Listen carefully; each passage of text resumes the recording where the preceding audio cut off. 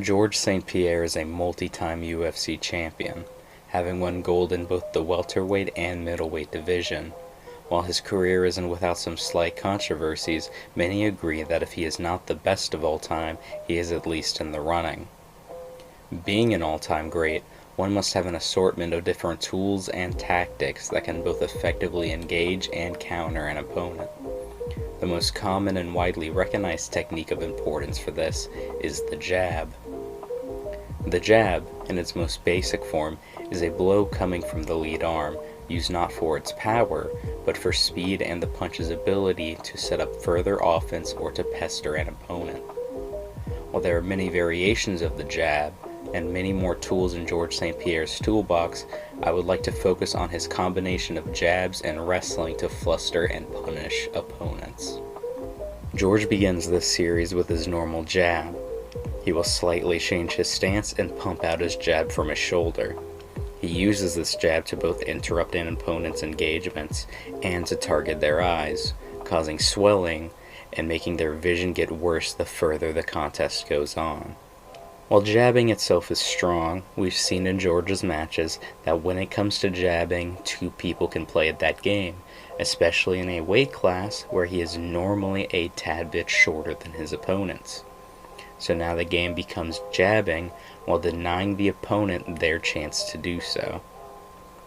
To do this, St-Pierre first will jab while moving offline, making himself a harder target and causing opponents to have to reach or punch at an odd angle from their current stance. This, as well as his mixture of head movement in the punching exchanges, causes the opponent to land less while getting hit more. This can have two effects. The first of which is an opponent freezing up and focusing more on defending the strikes coming in. St-Pierre uses this hesitance to add in the use of the double jab and shoulder feints. This causes an opponent to struggle getting used to the timing of his strikes. The second reaction one may have is to lash out when in range and try to land big. To counter this, St-Pierre will still use the shoulder feints and double jabs to fluster an opponent, but he will add in the use of a right cross over the lead shoulder as a counter to these oncoming strikes.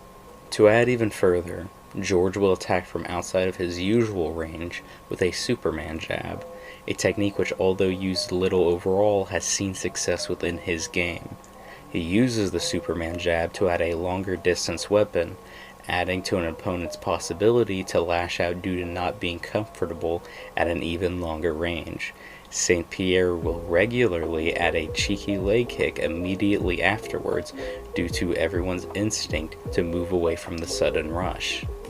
All this frustration causes opponents to open up with wider strikes or combinations, both of which squares one's hips up and opens them up for St-Pierre's iconic double leg.